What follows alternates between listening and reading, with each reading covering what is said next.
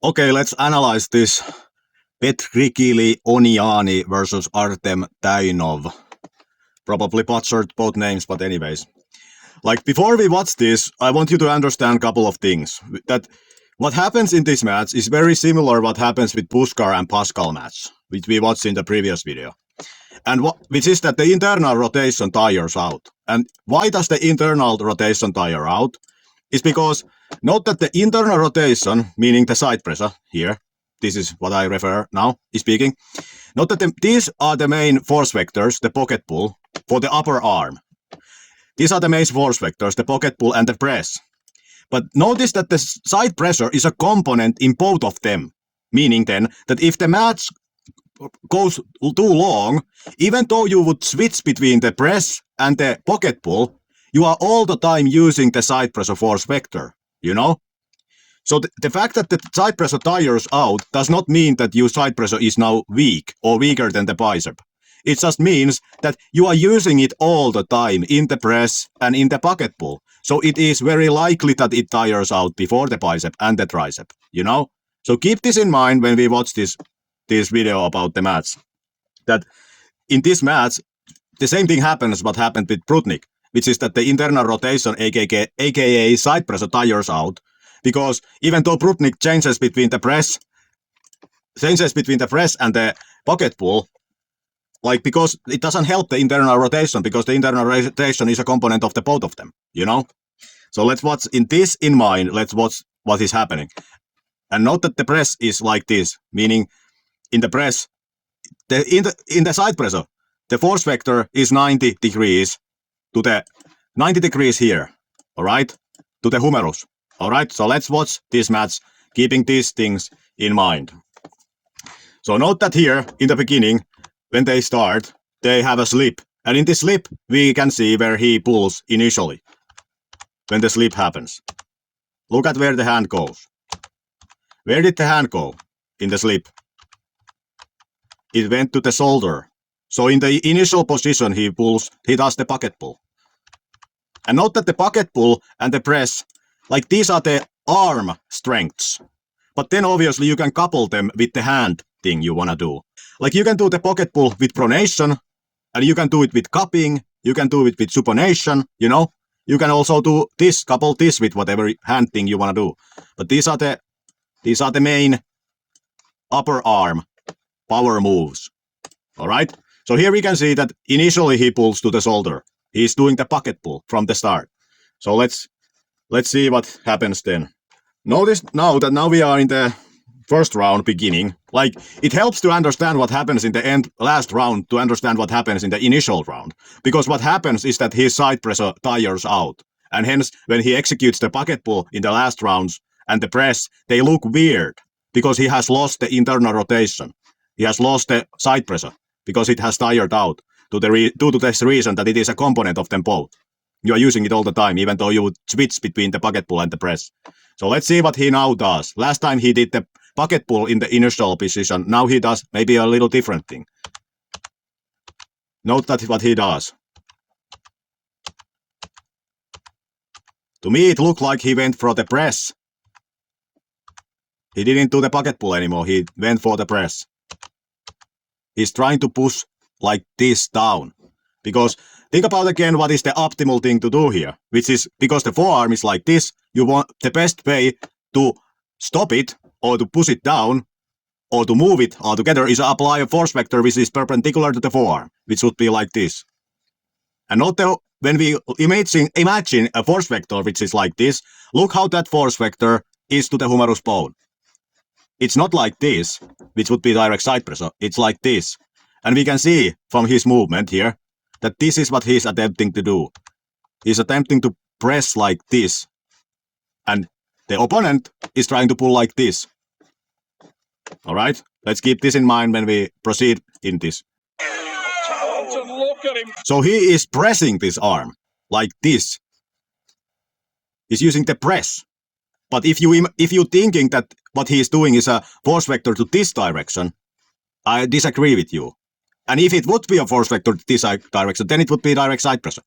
But we can see that he is doing the press when he attacks from this position. He is not attacking like this, but like this.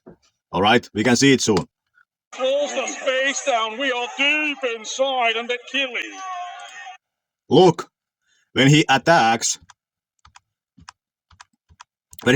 here, you can see what was the force that he was keeping up. What was the force going on here? Because when he attacks, he increases that same force. Look at where the hand starts to go then. He's doing this. Pressing. Doing a press. So we know now, from the thing that he did, that he wasn't applying a pressure to this direction. He was applying a pressure like this, which is perpendicular to the forearm, which is then ideal. You get the most amount of force when you do the press, so that the force vector from the press is perpendicular to the forearm. That's the optimal thing to do, and that is what he's doing. And that's why it might look like side pressure, if you think he's just doing this, but the attack reveals what he was actually doing. He was doing that all the time. But now, as you can see, he couldn't get through with the press. So soon he will change to the pocket pull, because the press failed to get him through. And notice now that he is now losing the internal rotation, you know? This is not maybe the ideal position for the press. We have the same thing going on as we have in this match with Prudnik and Pascal. Meaning Prudnik had lost the internal rotation, it had tired out. So now it looks weird. We have the same thing going on here. Now when he pressed and the press failed, he kind of tired out the internal rotation. Drills at his opponent's men. And again, to me it looks like he again goes for the press here. He's trying to apply force like this, because it's optimal, because it's perpendicular to the forearm. And he is obviously resisting this force by pulling here. Like that's why it doesn't make sense for him to dive with the shoulder down, because then he would be pulling down, which is no longer resisting the force that goes to this direction. Tying off now. Again, you can see him going for the press again. But he cannot get through with the press. To his opponent. He knows. Again, the press attempt revealed what is the pressure here going on, which is like this. That he's in a match and he's equal to it. And you can hear. And here you can see that he is now transitioning to the pocket pull. Because he has attempted the press so many times and cannot get through with it, he now positions to do the pocket pull with the pronation, which makes it a top roll.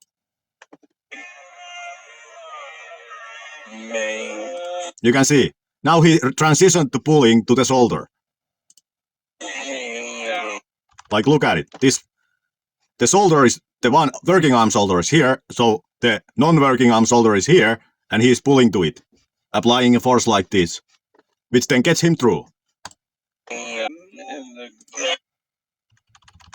So, second round, I guess they got fall in the first attempt of the second round. So this is the second attempt of the second round. And what it looks like he is still attempting the press here. And he is doing the pocket pull. You can see it.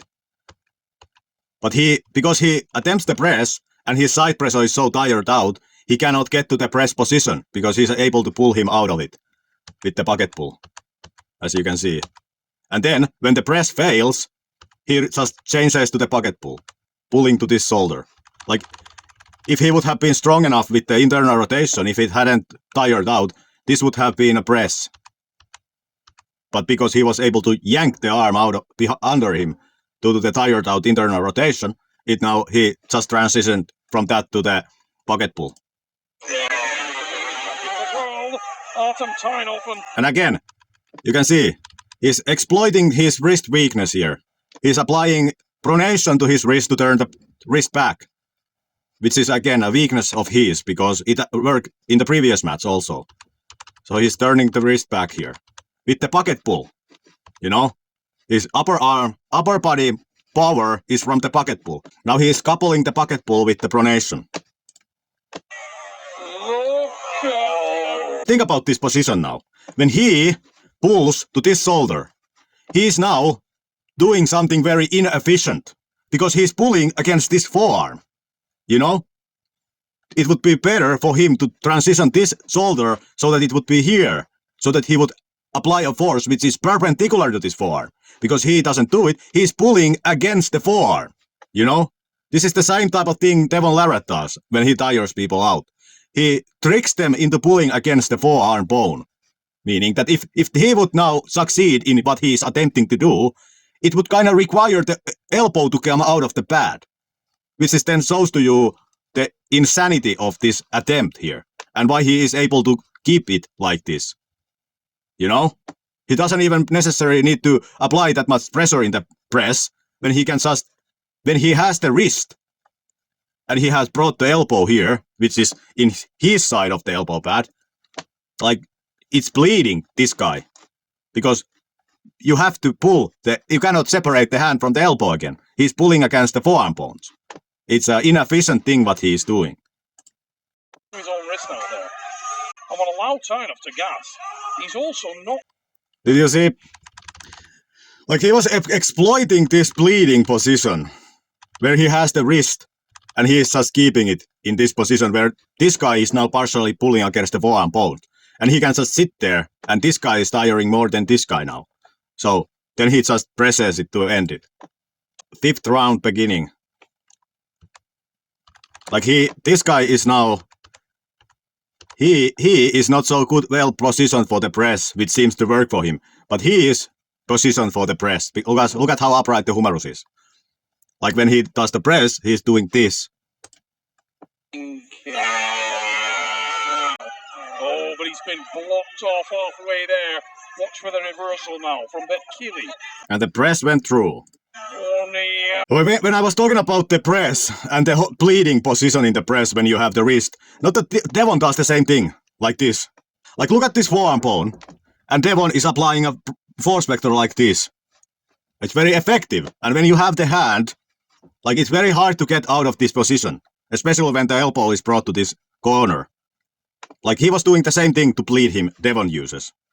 You know, like this pressing hold with the wrist. But you need the wrist to be in it, to be effective. You need to have the wrist flexion. You know? I saw press was the dominant move. And then at times I saw pocket pull done with the pronation, you know? But the press seems to be the main weapon. And he used the press because he had the wrist flexion. He could use the press with the same technique Devon is using to bleed out him. And that's why he just was sitting there, because he was waiting him to bleed out. And then finish him with the press. All right? That's I did not see direct side pressure. You know?